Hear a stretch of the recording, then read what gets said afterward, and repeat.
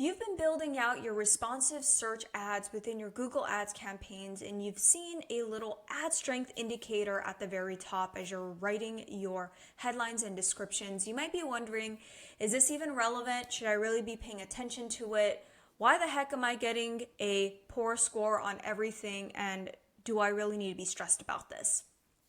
In this video, I'm going to be talking all about ad strength. I'm going to be talking about what it is, as well as if it's something that really matters at the end of the day when it comes to your ad campaigns, and does it really have a strong effect on the lead volume and your return on ad spend and your revenue. So I will address that in a bit, but if you're new here, my name is Michelle. I'm the founder of Level 28 Media, and I help local service-based businesses generate leads from Google Ads. So if you're interested in an audit or managed services and you're spending at least $2,000 a month, check out the description below, and I'd be more than happy to have a discussion with you to see if working together is a good fit. Now, let's go ahead and talk all about the truth behind ad strength and what it is. So to best demonstrate, I've taken you into a paused Google Ads account just for you to see. I've taken you into one of my best performing ads here when this campaign was live, and we have the very top of the responsive search ad set up where I would actually write out the headlines and descriptions, a blue area here that shows the ad strength and what score or indicator I got from the indicator. So what is the ad strength indicator? It's a measurement of ad variety and relevance to keywords. And let's actually go into Google's specific definition here.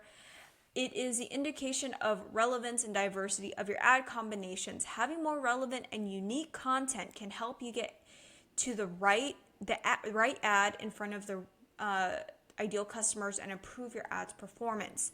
What does it look at to determine your ad strength? It looks at these four things.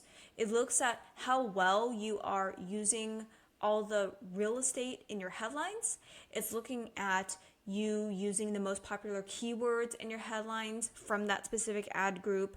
Also making use of the headlines and how unique they are, and then also making sure that your descriptions are unique.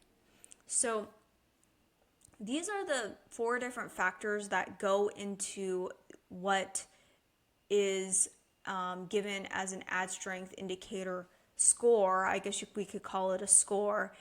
Typically, you'll see three different options within the score types. You'll see poor, average, or excellent. Poor is going to be like in red and just show that you're not using it to the best of your ability and show you where you along these four that it's gauging that you need improvement.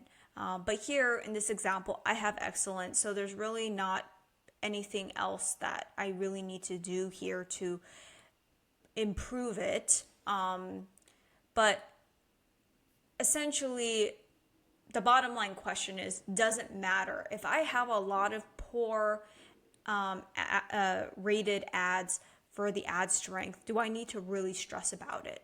And my answer to that when I get this question, and it's a very common question, is at the end of the day, it does matter to a certain extent because your ads need to follow best practices of writing ad copy. But I wouldn't stress if your scores are poor. I would just make sure that I'm following these guidelines and that I'm using all the available space and using this to speak to a human and not sound robotic. I think that's really important. Ultimately, your output metrics really decide if the ad is a winner or not.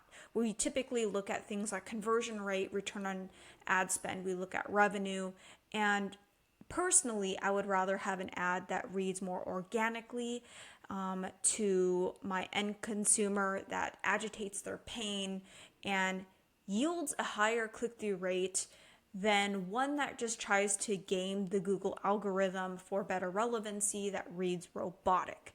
So there is a world where you can have both. You can have an ad that reads organically that also aligns with Google's algorithm, and that is a win-win. So you can have an ad with great messaging that reads really well to the ideal customer persona that you're trying to capture, that also have all the headlines. So this is actually a really great example because I've actually written these specific ads for my end customer to attract new orthodontic patients for a Seattle-based orthodontic practice, but I'm also getting a very high ad strength score.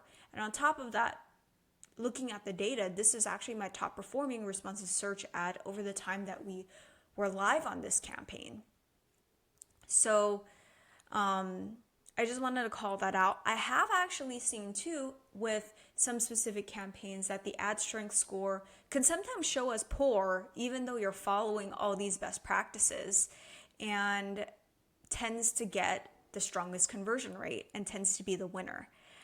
So like I said, as long as you're following these best practices and you're writing for your ideal customer persona and you're getting a high enough conversion rate for it to make sense, and then I don't think that stressing over having average or poor ad strength is going to be something that you need to focus too much on. But typically, if you're following the best practices, you're going to be getting at least an average or excellent.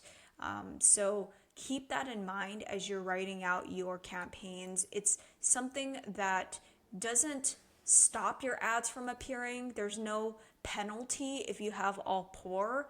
It's just an indicator score behind the scenes for you to know if you're doing a good job in writing your ads that align with Google's best practices. And if it's not, that's totally fine. You're not going to get dinged for it. It's not like a quality score, which actually matters in order to appear with your when it comes to relevancy and bid. But when it comes to ad strength, having all poor is not going to necessarily stop your ads from showing. But if you have all poor, you might want to look into why.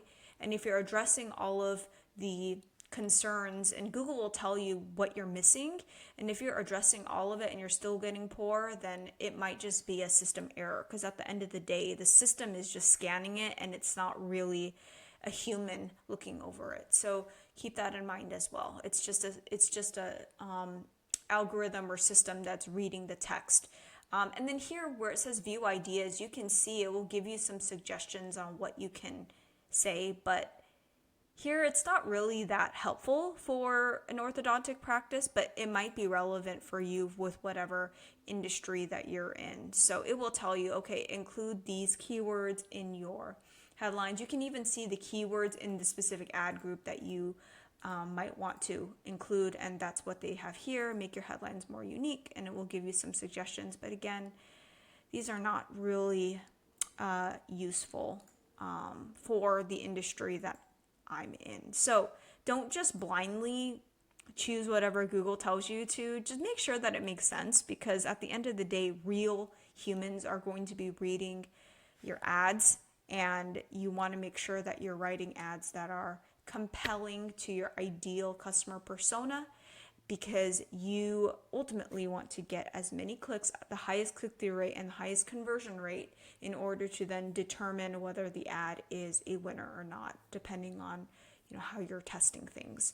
So I hope this video was helpful. If it is, please give it a thumbs up. Don't stress too much about the score. Just make sure that you're following the best practices. And if you found this video helpful, please give it a thumbs up and subscribe to this channel. I post videos on Google Ads every single week, and I look forward to seeing you in the next one. Thank you.